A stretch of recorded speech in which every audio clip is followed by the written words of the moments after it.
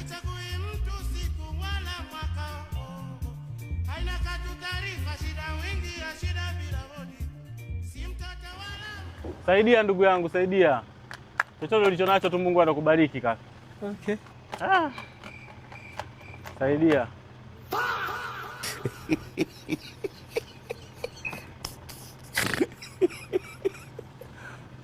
Kaka samani mara moja sawa?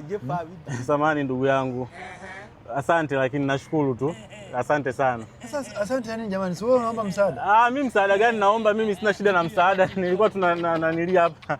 Kuna kitu nilikuwa nafanya, hamna hata sina shida ya msaada wako. Wewe umesemaje hapo? Umesema saidia. Yani sio saidia, yani sio nisaidie mimi, watu wengine ndio nilikuwa naombea msaada. Wewe una shida ya msaada na una matatizo. Sio msaada huu. Zitakusaidia. Mimi sitaki msaada huu, kuna watu. Hizi dola ukichange hapa ni zaidi ya milioni 100. Sasa mimi kaka, hizo dola zote za nini ndugu yangu Wewe nenda tu.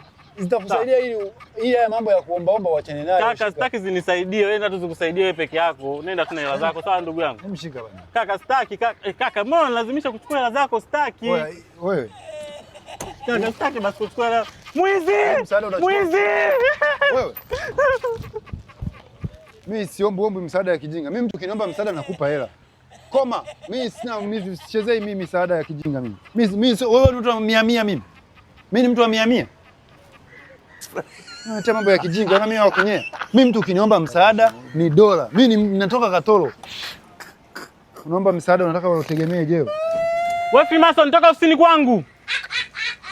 Na utazikuta hapa. Mimi siwezi kutoa hela hapo. Niondoke nazo. Utazikuta hapa. Hizo nataka kumsaidia babako.